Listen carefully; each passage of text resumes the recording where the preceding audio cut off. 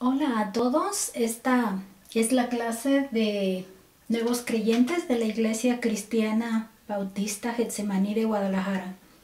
Estamos llevando el material Nueva Vida en Cristo que se proporciona por New Life Discipleship y nos indican dónde bajar el material Nueva Vida en Cristo. Este es el material que vamos a estar trabajando. Si ustedes tienen el material en físico, pueden ir siguiendo cada lección que vamos a ir publicando, pero si no, pueden también descargarlo. De hecho, esta es una de las descargas que me permitió hacer y pues ahora lo estamos aprovechando en esta pantalla para ir siguiendo cada punto de la lección. En el material que llevamos en la clase donde nos quedamos en nuestra última reunión, estábamos iniciando nuestra lección paso número página 27 y es el paso número 11, las ordenanzas.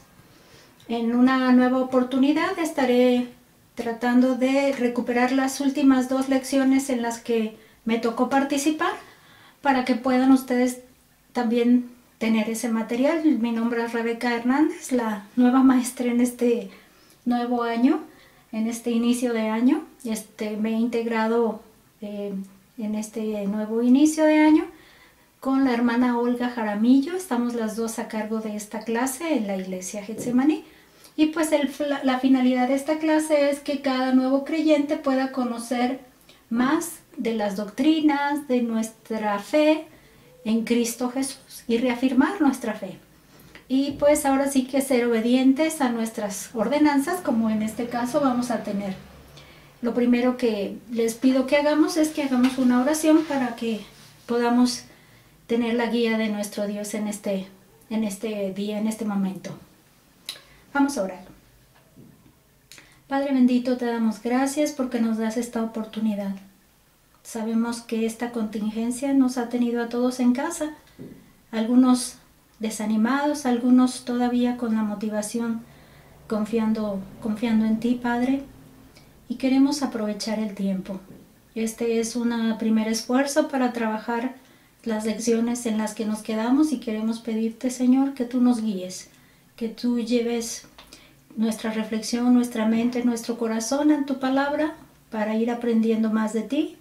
Y te pedimos, Padre, que nos permitas ser obedientes, nos permitas aprender de veras algo nuevo en lo cual podamos darte la gloria y la honra y podamos también glorificarte siendo agradecidos. Te pedimos por todos los miembros de nuestra clase, por la maestra Olga Jaramillo también, para que cada uno de nosotros pueda estar siendo alimentado en este momento de contingencia. Te pedimos todo esto, Padre, en el nombre de nuestro Señor Jesús. Muy bien, como lo mencionaba, bueno, tenemos el paso 11, las ordenanzas.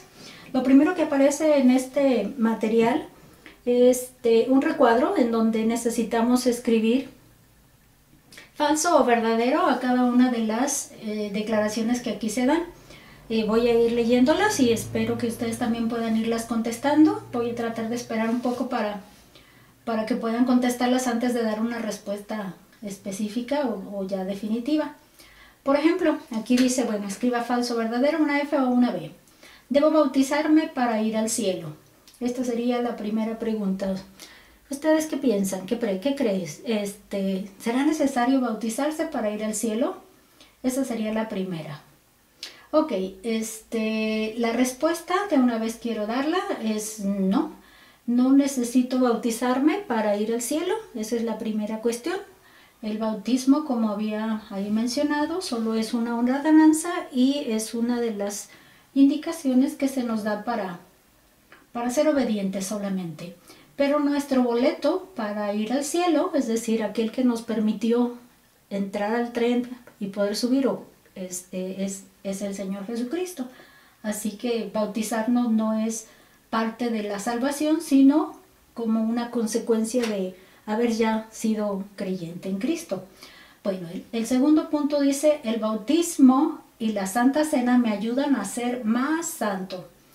Bueno, pues estamos hablando de que si le damos atribución aquí, bueno, primero me espero, ¿verdad?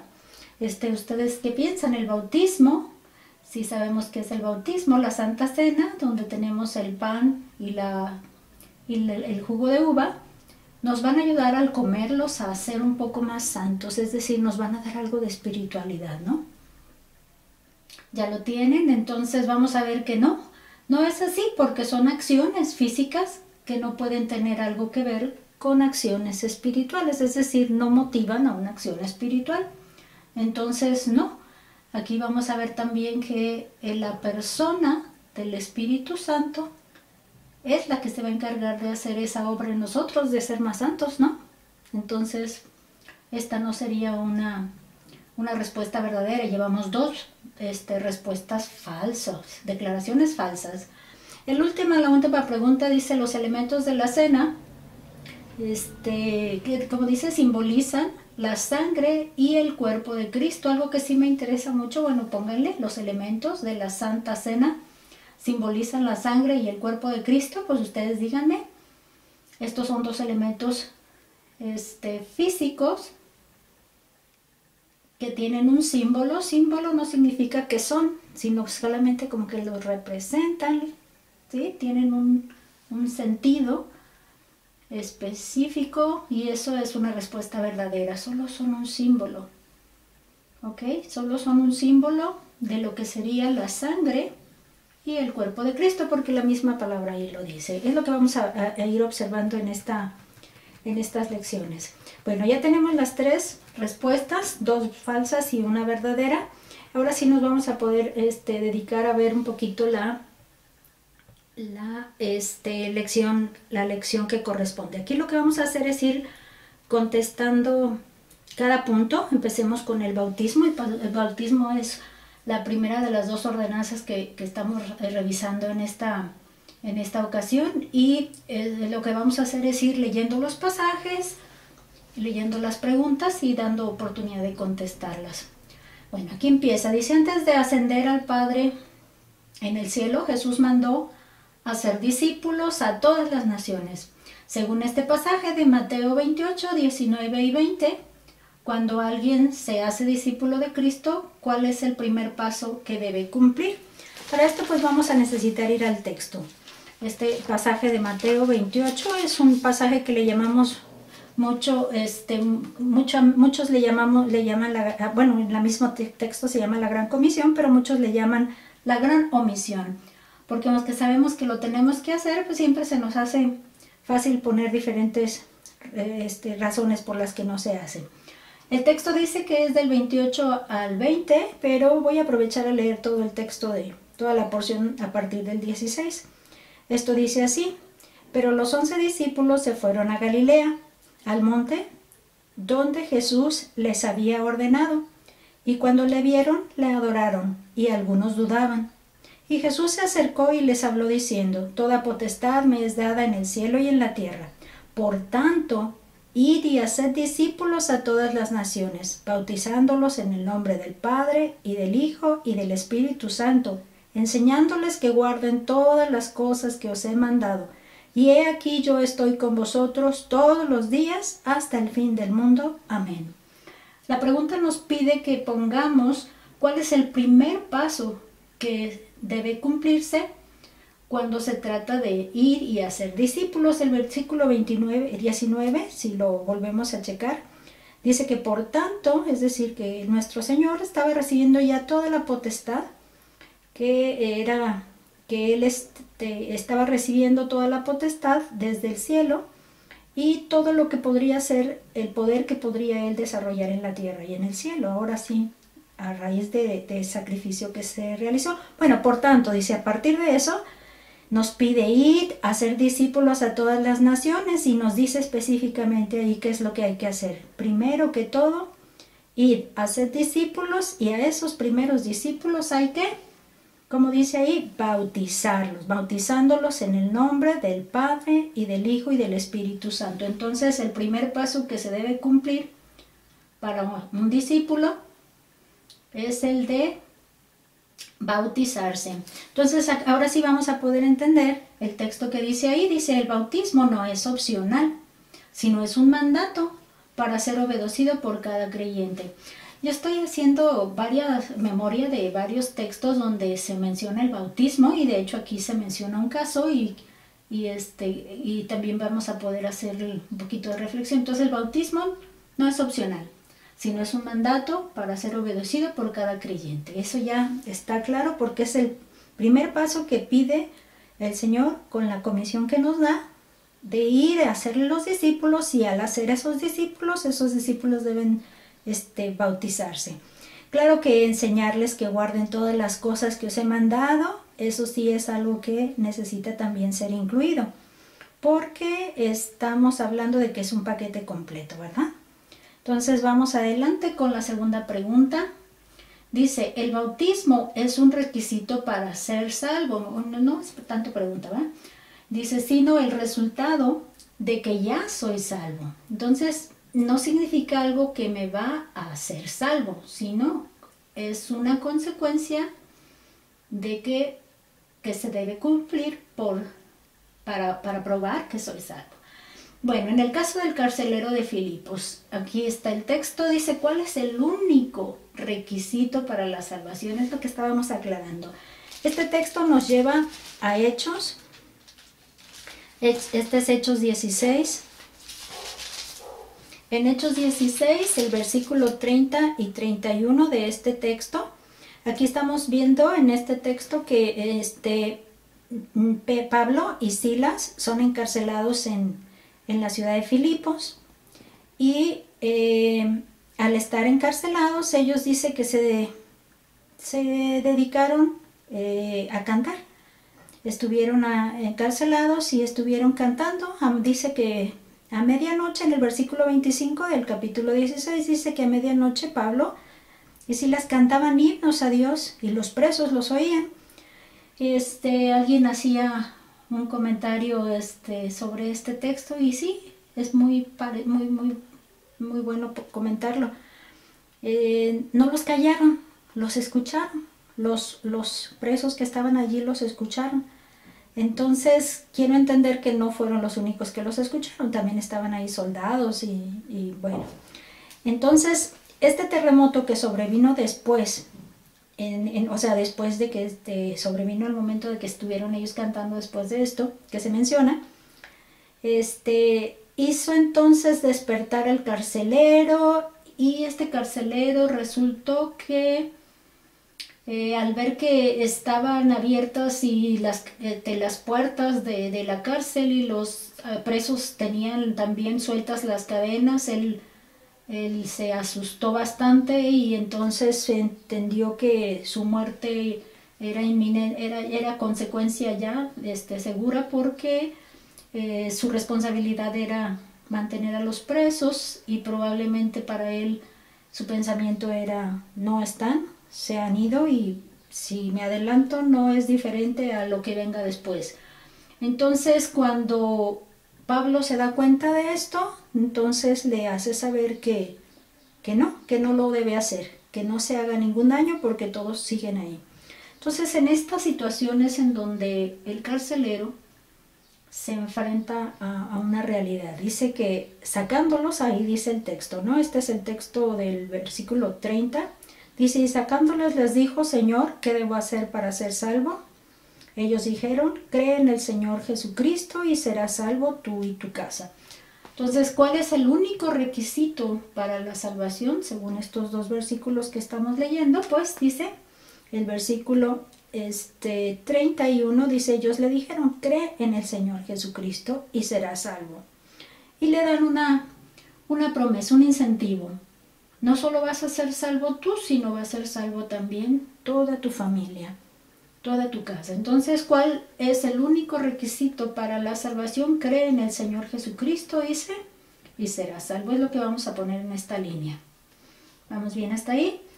Entonces, ¿cómo dieron testimonio de su fe el carcelero y los miembros de su familia? Sí, ya vimos entonces que tienen ellos una promesa allí, y en esa promesa estamos viendo un versículo que no se menciona aquí. Si se fijan aquí del 31 nos pasa al 33, pero a mí me parece muy importante mencionarlo.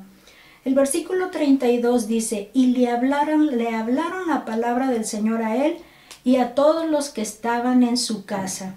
Entonces estamos observando que creer en el Señor Jesucristo necesita como una especie de requisito o de paso intermedio. ¿Qué es ese paso intermedio? Bueno, si yo voy a necesitar creer en el Señor Jesucristo, necesito conocer la palabra, a través de la palabra, a ese Señor Jesucristo. Y eso es algo que no podemos evitar mencionar. Creer en Cristo tiene que ser respaldado con el conocimiento o con el mensaje de la palabra para que se pueda dar al conocimiento a la persona. Entonces aquí es donde me vino la misma situación, la misma incidencia en el caso de Felipe. Si ustedes recuerdan, Felipe está en el desierto, ve pasar un carruaje. En ese carruaje el personaje que ahí va está leyendo la Biblia, el profeta Isaías. Y una de las cosas que sucedió, pues, que le pregunta a Felipe si entiende lo que está leyendo, y este etíope pues le dice no, porque no tengo quien me lo explique. Felipe entonces sube en el carro y le explica de qué se trata ese pasaje de Isaías. Y la consecuencia de si ustedes recuerdan ese texto, menciona que fue bautizado. Y después de haber sido bautizado, dice que se fue ya muy contento, se fue muy feliz. Hay una consecuencia después también de esto. Entonces, él le explica la palabra y entonces ya lo bautiza, y como consecuencia su vida es feliz, cambia su vida, su ánimo, su alegría está con él. Entonces aquí vamos a ver esta pregunta, vamos a tomar en cuenta esta pregunta. ¿Cómo dieron testimonio de su nueva fe el carcelero y los miembros de su familia? Vamos a leer ese versículo de Hechos 16, el versículo 33 después del 32. Vamos al 32 otra vez. Y le hablaron la palabra del Señor a él y a todos los que estaban en su casa. Y el 33. Y él, tomándolos en aquella misma hora de la noche, les lavó las heridas, y enseguida se bautizó él con todos los suyos. Entonces, ahora sí que se cierra muy bien, y llevándolos a su casa, les puso la mesa y se regocijó con toda su casa de haber creído a Dios. Este es otro texto que también hace mención de la alegría que da el ya haber tenido una fe real, una fe genuina, habiendo ya mostrado esa fe a través del bautismo. Entonces, ¿cómo fue que dieron testimonio el carcelero? Bueno, dice que después de haber sabido la palabra, él mismo, la primera acción, dice que tomándolos en aquella misma hora, les lavó las heridas. Esa es una de las acciones primeras como consecuencia de la fe.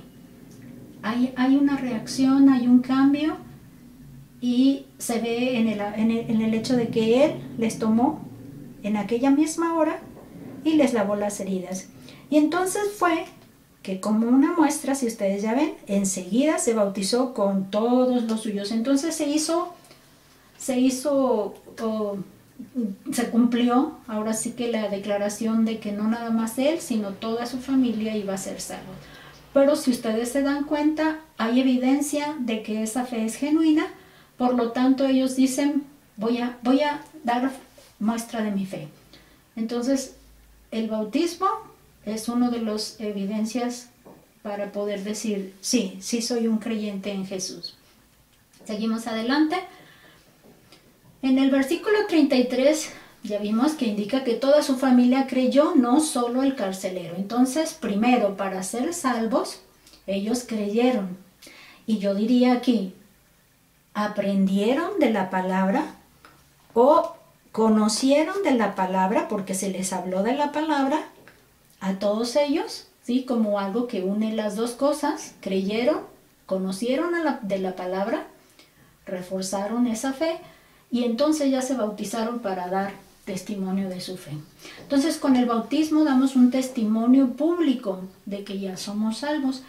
También a la mente me viene el caso de que varios de nosotros, a mí me tocó nacer en una familia cristiana, desde pequeñita, pues me llevaron a la iglesia y yo crecí ya en medio de una congregación donde se estudiaba acerca de la Biblia. Conocía yo muchas cosas acerca de Jesús, pero cuando llegó por fin mi fe en Jesús, pues pude dar testimonio de que yo era creyente.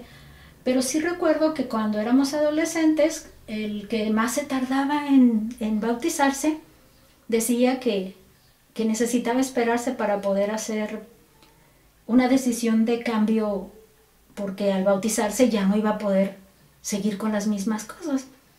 Entonces sí me llamó la atención porque aquí parecía que el bautismo era la razón para poder dejar todas las cosas que no estaban bien hechas. Pero parece que esa es una de las dificultades que tenemos los que somos creyentes desde pequeños o nacemos en una familia donde ya se conoce de Cristo y se va a una iglesia. Entonces hay que analizar muy bien que no es el bautismo el que nos dice a partir de este momento hay que hacerlo, sino que el mismo hecho de tener la fe en Cristo debe darnos la pauta para dejar todo aquello, y solamente el bautismo debe ser eso, un testimonio público, darle a conocer a los demás lo que ya Cristo hizo en nuestro corazón. Entonces ahora sí que qué cuidado hay que tener con esto, ¿verdad? Sobre todo los que ya nacimos en una familia ya creyente. Bueno, en el punto 3 dice aquí que según Hechos 2:41, después de haber recibido la palabra, volvemos otra vez, recibieron la palabra. Es importante esta parte también, ¿no?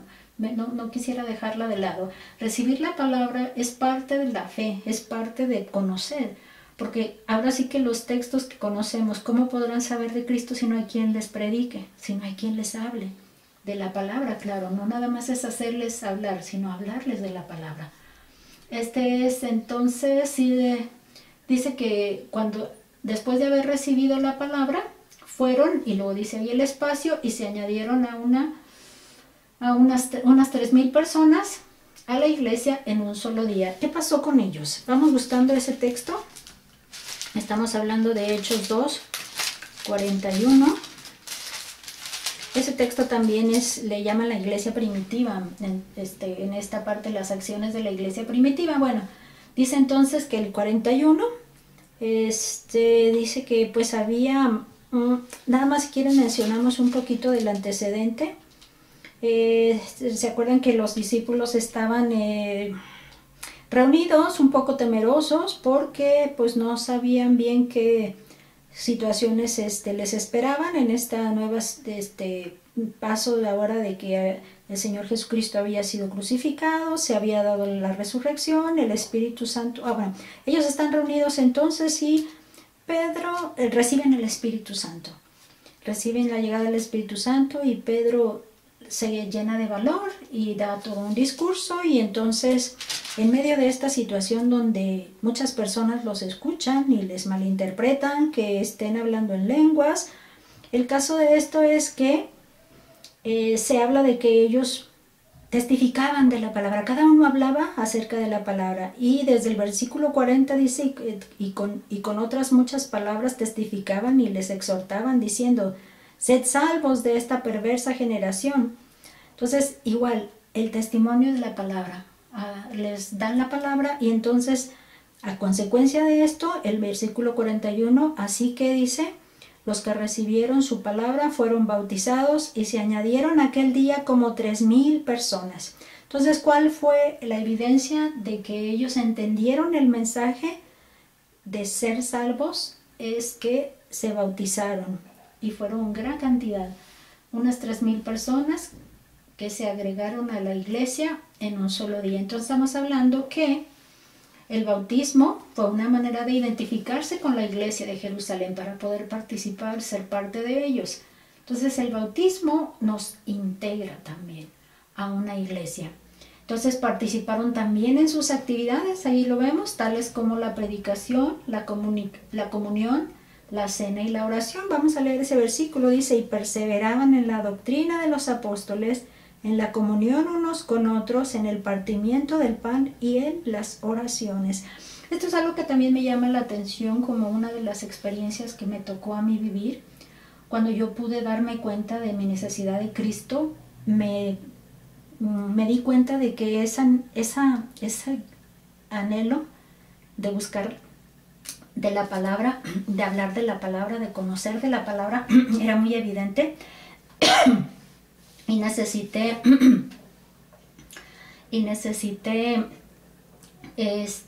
buscar más de la Biblia, leía más de la Biblia. Y esta es una de las cosas que vemos que también les pasó, o a mí, al igual que ellos, me pasó, de que buscaban el perseverar en la doctrina, la predicación, la comunión y la cena y todas las acciones que tenían que ver con la iglesia. Esto es algo que aquí podemos verlo. También dice, entonces así también nosotros al bautizarnos nos identificamos públicamente con una iglesia local, como lo es ahora la iglesia Getsemaní. Algo que vamos a ver es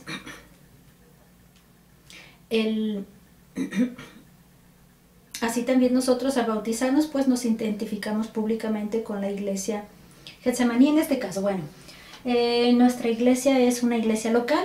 Getsemaní está ubicada en cierta zona de la ciudad, y nosotros al bautizarnos pertenecemos ya o nos integramos a la iglesia.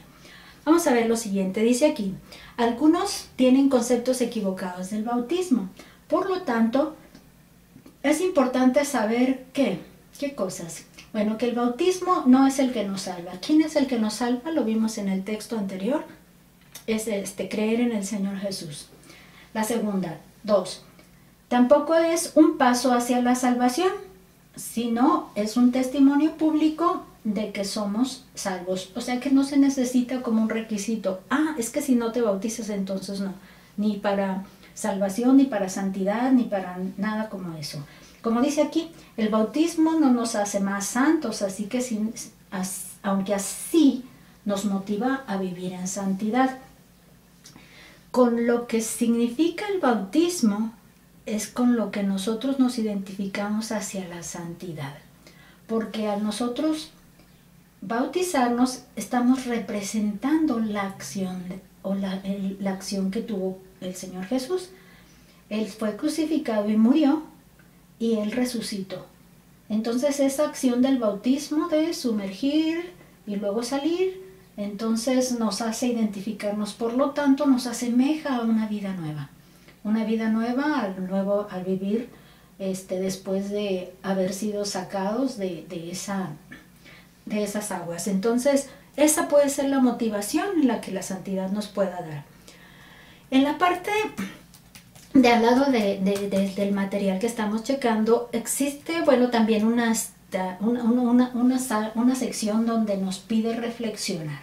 Entonces, para reflexionar, nos está dando una cita en el libro de Romanos, es la carta a los Romanos, donde vamos a ver este texto. Dice ahí Romanos 6, del 1 al 4, y vamos a leerlo primero para luego ver la reflexión que aquí se menciona. ¿Qué dice ahí? Dice, ¿qué pues diremos? ¿Perseveraremos en el pecado para que la gracia abunde? En ninguna manera. Porque los que hemos muerto al pecado, ¿cómo viviremos aún en él? ¿O no sabéis que todos los que hemos sido bautizados en Cristo, hemos sido bautizados en su muerte? Porque somos sepultados juntamente con él para muerte por el bautismo, a fin de que como Cristo resucitó de los muertos por la gloria del Padre, así también nosotros andemos en vida nueva.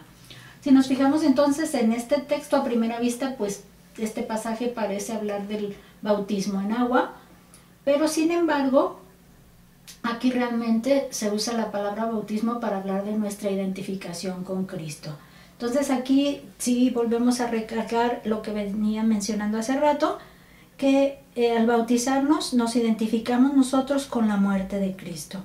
Al ser sepultados, al ser sumergidos en el agua, entonces eso estaríamos representando que morimos como una muestra simplemente, ni siquiera el mismo momento en el que nos estamos sumergiendo estamos diciendo, en este momento estoy sacrificando algo, como lo que decía uno de los adolescentes en mi tiempo. vamos, es que no he dejado, voy a esperarme para ya decidirme a poder hacerlo, ¿no? Se suponía entonces que nuestra fe ya nos hizo abandonar el pecado. Así que no es algo que necesitamos esperar al bautismo para poder decir, al sumergirme ya voy a hacer por fin la decisión de que ya voy a dejar el pecado. Cuidado con eso también. Y entonces la muerte pues la sepultura y la resurrección al levantarnos. Entonces, así también lo menciona, estamos sepultados juntamente con Él para la muerte por el bautismo y también fuimos resucitados a fin de que como Cristo resucitó de los muertos, así también nosotros andemos en vida nueva. Esa sí es una de las cosas que necesitamos verificar, que nuestra fe sea genuina y que podamos hacer el cambio de vida y que solamente este sea el momento para poderlo demostrar. Entonces, como decíamos, al aceptar a Cristo nos identificamos con Él en su muerte, su sepultura y su resurrección, así que en Cristo somos nuevas personas, pero es la evidencia, ¿verdad? Lo que venimos diciendo. El bautismo en agua simboliza la transformación que ocurrió en el momento de nuestra fe. Solo es un símbolo, no es un momento definitivo para haberlo hecho, eso es algo importante. Al bajar al agua simboliza nuestra identificación con Cristo en su muerte, ya vimos eso, y su sepultura, y el subir del agua simboliza nuestra resurrección a una vida nueva.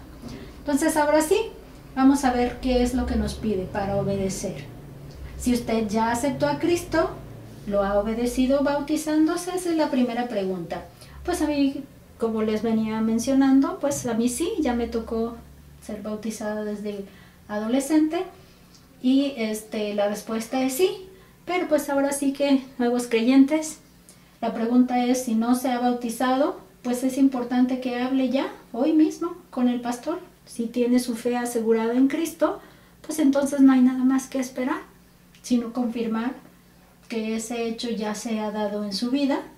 Y entonces hablar con el pastor de su iglesia, sea la iglesia que tenga usted cercana en su domicilio, en la que usted conoce o se está congregando, para poder poner ya una fecha para este bautismo. Lo que vamos entonces es que, bueno, vamos avanzando. En la siguiente lección que tenemos, ¿ok? Vamos en la siguiente página, vamos a esta parte, la segunda parte, ¿no? Esta es la parte de la primera ordenanza, ya la vimos, es la parte del bautismo. Ahora vamos a ver la segunda ordenanza, se trata de la Cena del Señor. Dice que pues la Santa Cena fue instituida por el Señor Jesucristo la noche que fue entregado, como señal del compromiso del nuevo pacto. Es sagrado y especial, pero no es un sacramento o algo mágico. Ahora sí que sacramento para mí no ha sido una palabra muy, muy fácil de identificar, pero me puse a investigar un poquito y encontré que el sacramento en la Iglesia Católica específicamente sí tiene un indicio de algo que le da divinidad a la persona o le da una espiritualidad cuando lo lleva a cabo. Y en el caso de la iglesia cristiana, pues solo se trata de elementos que simbolizan. Eso es algo que dice ahí en el diccionario que encontré. Pero es importante que tengamos en cuenta que este sacramento, desde el punto de vista de otras iglesias, sí le dan un toque mágico o algo mágico. Y pues nosotros vamos a ver en la Biblia, en la palabra, si debemos creerlo así, o si podemos creerlo así o considerarlo así. Vamos adelante. El cuarto punto dice así. Dice, por favor lea primero los Corintios del 23 al 26 y según el versículo 26 vamos a contestar estas dos preguntas. ¿Qué anunciamos con ese hecho y hasta cuándo lo anunciamos? ¿Qué anunciamos con eso que sucede ahí que se haga? ¿Y hasta cuándo lo anunciamos? Entonces vamos buscando primero los Corintios, capítulo 11, los versículos del 23 al 26. Aquí también dice ahí institución de la Cena del Señor en mi Biblia.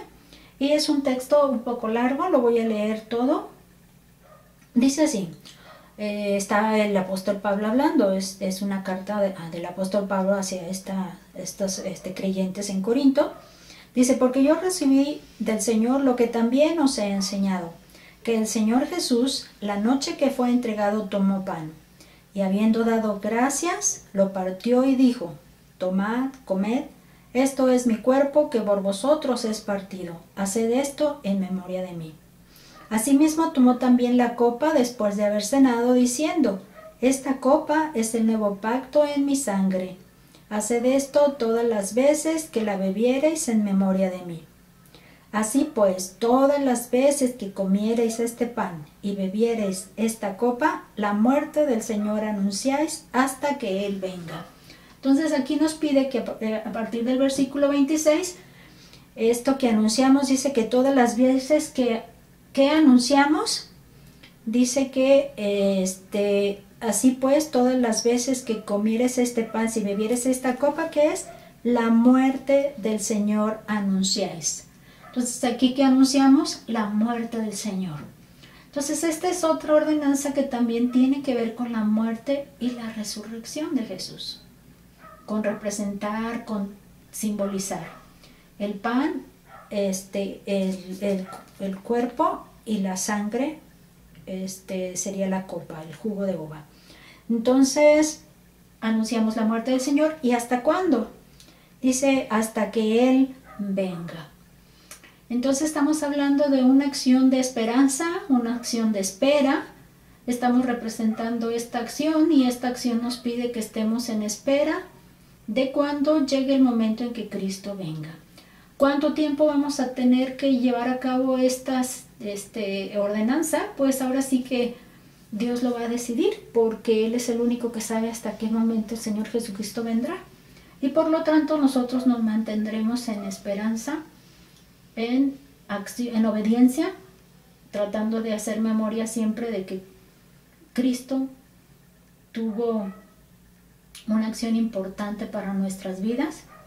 Entonces es importante que lo tengamos en cuenta. Ok, vamos adelante. Este es el versículo de la pregunta, el punto número 5. ¿Qué significa hacer esto en memoria de mí? Según lo que dice en el 24 y 25, dice ninguno. ¿Dónde estoy? Acá, en el 11:24. Y habiendo dado gracias, lo partió y dijo, tomad, comed, esto es mi cuerpo, que por vosotros es partido, haced esto en memoria de mí. Asimismo tomó también la copa después de haber cenado, diciendo, esta copa es el nuevo pacto en mi sangre, haced esto todas las veces que la bebiereis en memoria de mí. ¿Qué quiere decir esto de en memoria de mí?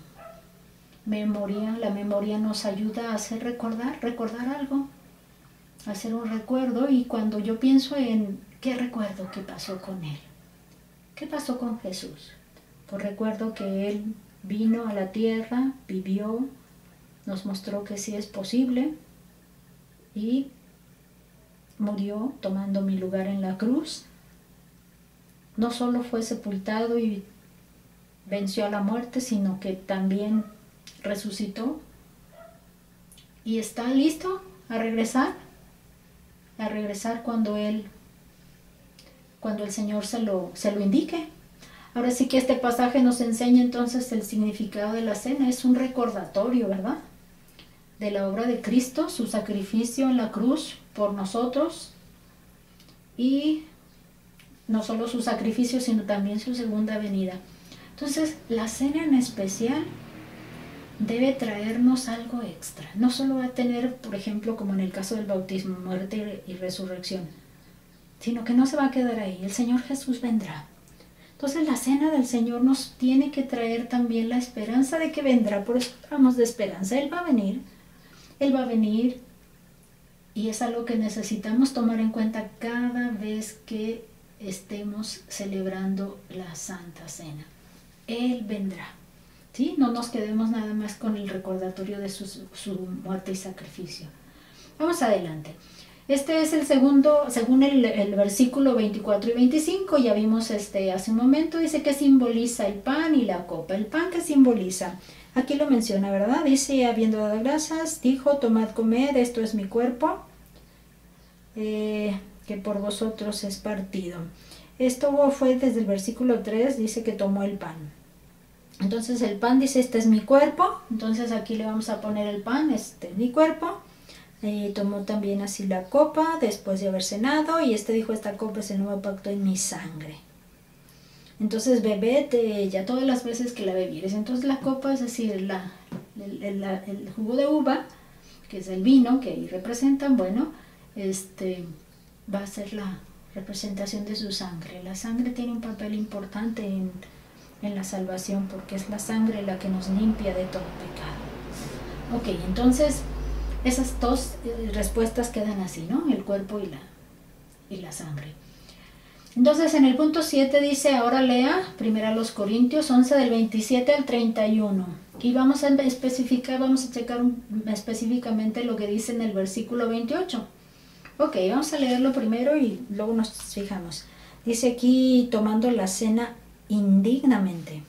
Dice, de manera que, el 27, de manera que cualquiera que comiere este pan o bebiere esta copa del Señor indignamente, será culpado del cuerpo y de la sangre del Señor.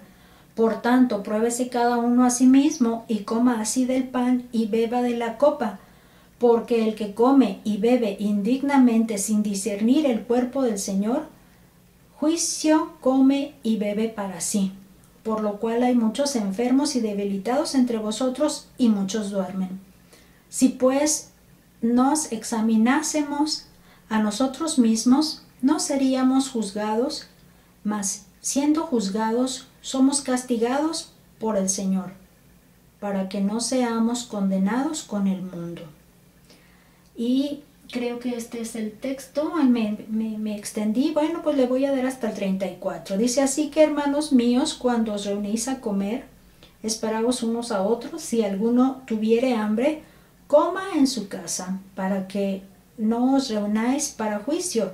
Las demás cosas las pondré en orden cuando yo fuere. Entonces, algo que nos vamos a dar cuenta primero es la manera en la que hay que tomar esta cena. Algo que nos vamos a fijar aquí, bueno, aquí es donde dice, en el versículo 28 dice que antes de participar en la cena debe probarse cada uno. Para usted, ¿qué significa esta acción?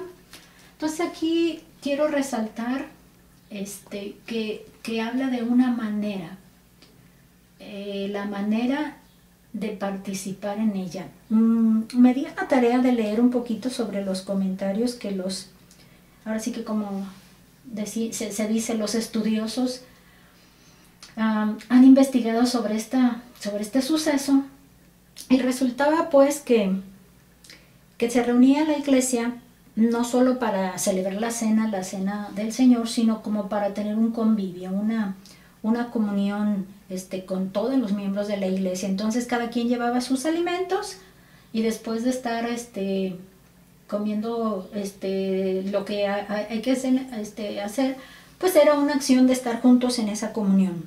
Resultaba entonces que unos se adelantaban, y entonces por ejemplo, ahí lo menciona, dice que así, hermanos, cuando os reunís a comer, esperaos unos a otros. Unos se adelantaban, y resultaba entonces que como el vino sí tuviera un poquillo de fermento, pues entonces hasta yo creo que se les subía, ¿no? El detalle de esto, bueno, yo me lo imagino. Entonces, o si alguno tuviere hambre, coma en su casa, para que no os reunáis para juicio. Las demás cosas las pondré en orden. Entonces, yo lo estoy entendiendo así. Igual lo dejo a consideración de ustedes.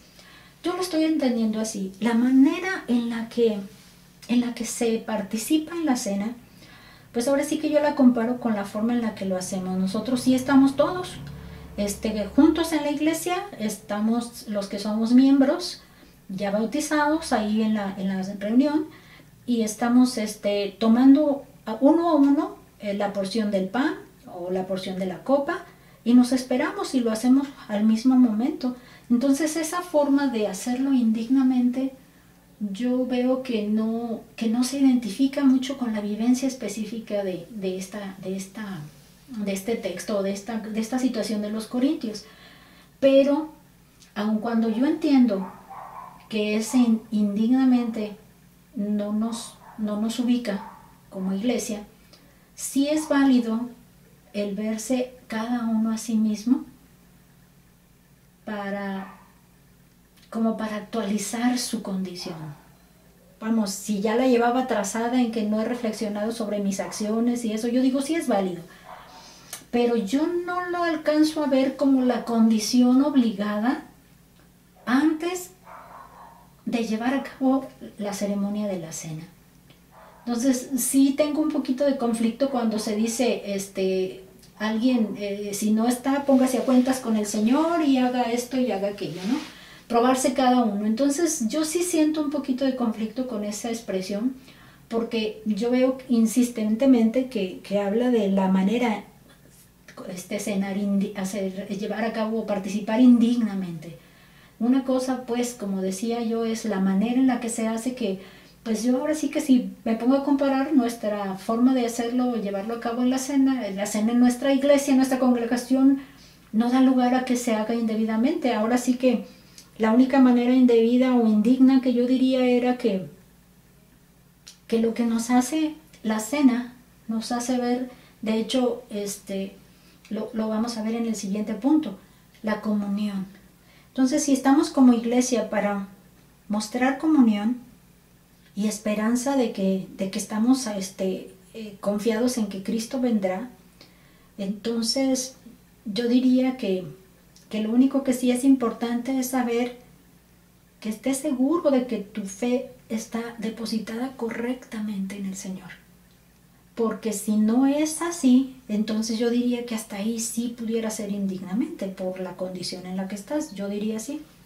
Entonces, porque ni siquiera estás convencido de que el Señor es tu Señor, o sea, que Cristo es tu Señor, ni que tienes una salvación real. Ese para mí sería un punto insistente ahí en mi reflexión. Entonces sí, como decía, vamos a probarnos, vamos a ver qué pecado hemos cometido y de que en ese momento lo podamos pues renovar en el Señor, pero sí me hace ver que tiene que ver más con otro tipo de reflexión. Bueno, vamos viendo la siguiente. Bueno, igual de todas formas pónganle ahí lo que para ustedes significa esta acción, igual queda abierto para su consideración. Vamos adelante con el punto 8. En 1 Corintios 10. Algo que sí, sobre todo cuando veo ahorita la palabra comunión, lo que sí me interesa resaltar de esto es que yo creo que sí tiene que ver con la comunión. Y los versículos 33 y 34 así lo mencionan: esperarnos, y alguno toma, dice, para que no nos reunáis para juicio. Reunirnos para juicio, sin tener sentido, o sea que es como que se dedicaban más a festejar y celebrar en lugar de entender que es una ceremonia para recordar.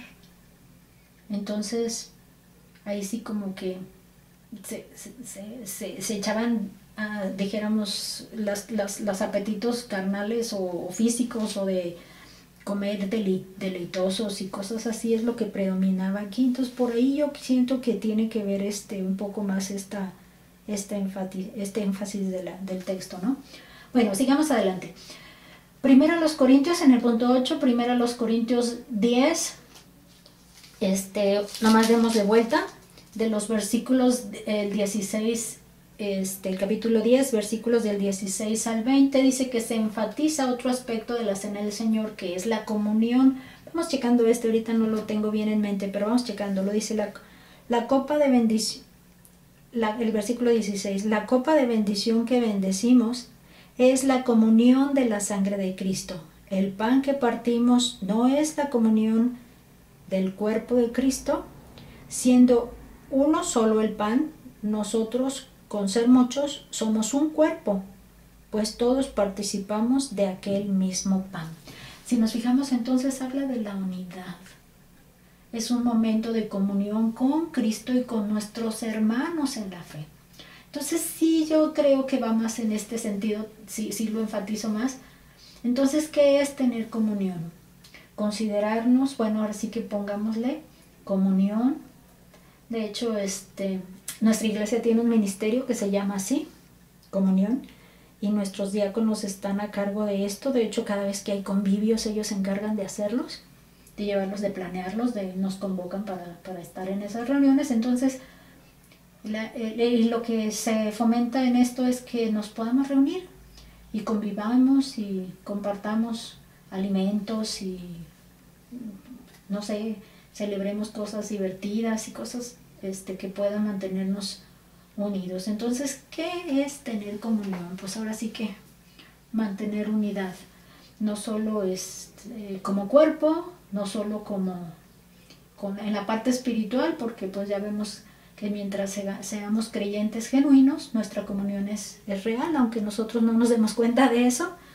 Cristo nos ha hecho hermanos de un Padre y Él es el que lo hizo posible. Entonces yo diría que estar en buena relación con los demás, ¿verdad? Como iglesia. Bien, aquí dice un recuadro importante. Dice algunos, como a manera de conclusión, ¿verdad? Algunos tienen conceptos equivocados sobre la cena del Señor. Por lo tanto, es importante saber que, 1, la cena del Señor no es un sacramento o algo mágico, es decir, no nos va a dar nada. Entiendo que esta iglesia sí tiene entre sus convicciones que el pan se transforma en el cuerpo y la copa, la sangre se transforma y lo bebes y lo ingieres. Entonces sí, pero no, nosotros ya analizamos o vimos todos los textos y solo se habla de memoria, de representar, de simbolizar y de sentir la unidad que tenemos en esas en esos elementos, pero no algo mágico. Muy bien, el punto número 2, no nos hace más santos, aunque sí nos motiva a la santidad. Entonces estamos hablando de que, pues yo diría que la esperanza en Cristo es la que nos lleva a esa santidad. Él vendrá. Por lo tanto, de mi cuenta corre si me voy a dedicar a hacer una vida correcta o no, porque vendrá y cuando venga, pues me voy a sorprender de que no lo he estado haciendo bien.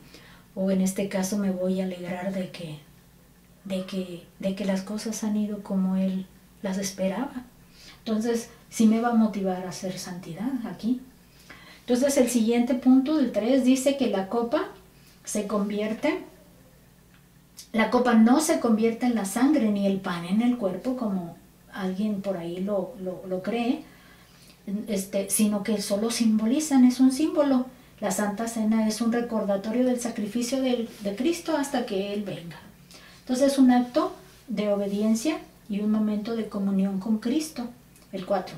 Es un acto de obediencia y un momento de comunión con Cristo y con nuestros hermanos en la fe. Esta parte, comunión con los hermanos en la fe. Lo que sí recuerdo que cada vez que tomamos la cena el pastor menciona que los que estén bien con el Señor y con su iglesia. Aquí es donde yo resaltaría más que nada con su iglesia, como la parte medular. Comunión con Cristo, pues, claro que la tenemos o que estamos convencidos de que nuestra fe es genuina y que sí hemos creído, y la de nuestros hermanos. Creo que esta parte específicamente nos refuerza la comunión con nuestros hermanos. Muy bien, vamos ahora sí a la parte de este ladito por aquí. Vamos a ver, para reflexionar. Dice que en Hebreos 10, de la parte del capítulo 10, versículos del 10 al 12, ¿cuántas veces ofreció Cristo su cuerpo en sacrificio por los pecados? Qué importante es esto también, ¿verdad? Entonces esto es Hebreos 10, del 10 al 12. Dice, en esa voluntad somos santificados mediante la ofrenda del cuerpo de Jesucristo, hecha una vez para siempre. Y ciertamente todo sacerdote está día tras día ministrando y ofreciendo muchas veces los mismos sacrificios, pero nunca puede quitar los pecados. Pero Cristo, habiendo ofrecido una vez para siempre un solo sacrificio por los pecados, se ha sentado a la diestra de Dios. Algo que este texto nos trae a la memoria es que el antetipo se dice, pues, las acciones que los hebreos hacían con relación a la salvación, al sacrificio por los pecados, era solo una representación y era un cordero que tenía que hacerse cada vez y simplemente simbolizando también, simbolizando que Cristo, que Dios es el que quita el pecado y que a través de la sangre se lleva a cabo la remisión del pecado. Pero algo que sí es importante es que en el Nuevo Testamento, es decir, con la muerte de Cristo, ya no se necesitó hacer esto tantas veces, tantas veces. Entonces, esa pregunta sí es importante. ¿Cuántas veces? Bueno, aquí el escritor a los Hebreos nos dice que solo una vez, una sola vez, y para siempre fue necesario. Así que no hay que estar haciendo que cada vez que se lleve a cabo esta representación de la cena, pues otra vez sacrificarlo, otra vez, porque solo una vez se necesita ya y para siempre. Bueno, siguiente, reflexiona detenidamente en las implicaciones de este pasaje para los que dicen que el pan y la copa se convierte literalmente en el cuerpo y sangre de Cristo. Se está repitiendo su sacrificio semana tras semana, pues ahora sí que si se tiene este tipo de pensamiento, pues no se puede dejar de entender que se vuelve a sacrificar y otra vez, por eso razonablemente no tiene mucho sentido esto, ¿verdad? Muy bien, para crecer. Esta parte para crecer sí nos pide que hagamos lecturas. Para crecer hay que leer Santiago, hay que leer, ahora sí que son todos los capítulos, el Salmo 19 que también habla de la palabra, y el Salmo 27, que es otro capítulo. Ok, vamos dándole nada más una revisadita para que veamos cuál va a ser como nuestra tarea. Sí, vamos viendo, si es en Santiago sí tiene todos los capítulos, ¿sí? Estamos hablando de Santiago, tiene los 5 capítulos, y Santiago dice que hay que soportar las pruebas, hay que ser hacedores de la palabra.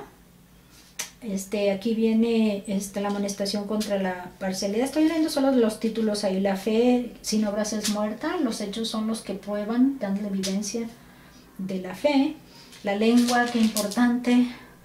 La sabiduría que viene solo de lo alto. La amistad con el mundo, si somos del mundo o somos de Dios. Juzgar al hermano también es algo que aquí se menciona.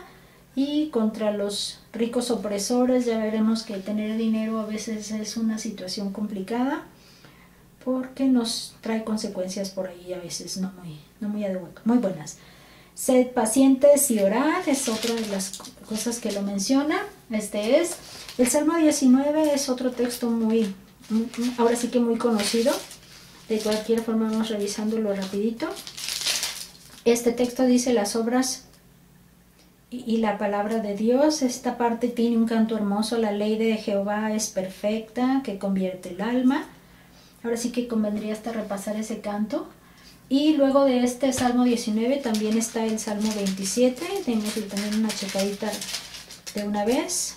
Dice Jehová es mi luz y mi salvación. Entonces aquí nos hace saber, dice que Jehová es la fortaleza de mi vida. Hasta ahora en estos días de contingencia, qué buenos capítulos nos van a tocar darle lectura. Entonces vamos ayudándonos con estos pasajes, no solo para crecer, sino para darnos consuelo y esperanza de que el Señor nos tiene en su cuidado. Aquí la parte final nos pide memorizar Mateo 28:19. ¿Se acuerdan de la gran comisión o misión? Insistentemente tenemos 2 versiones, la Reina Valera y la nueva versión nueva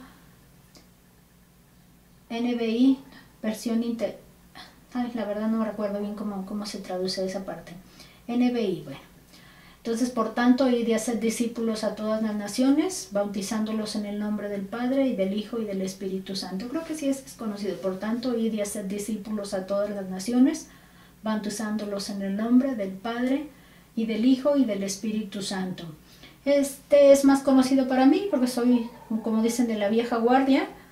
pero si para usted se le hace más fácil memorizarlo, pues ahora sí que tiene esa opción, o cualquier otra versión. Ahora sí que las versiones no son las limitadas, pero sí importante que tengamos este versículo de memoria para que nos tenga la memoria esta tarea de ser obedientes. Bueno, vamos a terminar en este día con esta lección. Espero que les haya sido de utilidad y bendición. Se pueden recibir todos sus comentarios, todas sus aportaciones serán bienvenidas y podemos estar de alguna forma en comunicación. Lo que voy a hacer también, un proyecto que tengo, es que podamos grabar al menos las 2 últimas en las que yo me involucré, las 2 últimas lecciones en las que me involucré cuando empecé a tomar parte en esta clase, y pues ahora sí que al menos una cada semana, como lo hacemos cada domingo en el horario de nuestra iglesia. Sé que hay muchas necesidades, pero no quisiera tomar el tiempo tanto para ponernos en las manos de Dios, sobre todo con estas 2 ordenanzas que acabamos de ver. Vamos a orar nuevamente para concluir este tiempo. Una vez más, Padre bendito, te estamos poniéndonos en tus manos. Te damos gracias, Padre, porque nos has permitido reflexionar en estas 2 ordenanzas que tú nos has dejado, tanto que es el bautismo y la cena. En ambas estamos siempre resaltando la obra maravillosa que tu Hijo Jesús hizo para poder reconciliarnos contigo, Padre. Gracias te damos, porque si no hubieras tenido tú el plan, no hubiera habido manera de podernos reunir o unir de nuevo. Te agradecemos, Padre, que hayas tenido esta previsión y que nos hayas hecho partícipes de ella. Sabemos que no entendemos por qué nos has incluido, y nada que hayamos nosotros hecho nos ha hecho causales de que tú nos hayas considerado. Hay muchas personas aún por llegar. Aún hay muchos que van a ser integrados no solo a la iglesia local, sino también a tu iglesia en el área espiritual, donde el hecho de creer en ti lo va a hacer parte de tu iglesia espiritual, Padre. Queremos pedirte pues que nos permita ser obedientes a los que no hemos tomado esta decisión, y que lo más pronto posible podamos ya mostrar nuestra fe, simplemente dar muestra de que ya existe la habitación de nuestra vida para ti y tu espíritu en ellos, en nuestra vida, Padre. Permítenos pues que podamos mostrar no solo las obediencias en este sentido, sino que también podamos sentirnos gozosos de ver las consecuencias de esa fe. Estamos hablando de que la obediencia es una de las acciones, pero sí hay otras acciones que creo que podemos mostrar también para demostrar que somos ya creyentes, que somos nuevas criaturas y que hemos tenido una fe genuina en ti. Permítenos ser evidentes en ello, los que ya hemos sido bautizados, los que ya estamos integrados en la comunión de nuestras iglesias, y permítenos mantenernos en comunión como iglesia. No nos permitas alejarnos y romper ese lazo que ya hemos decidido y que nos hemos comprometido a mantener. Te pedimos todo esto, Señor, en el nombre de nuestro Señor Jesucristo. Amén. Bueno, me da gusto haberles tenido este día, y espero vernos en una próxima oportunidad. Hasta luego.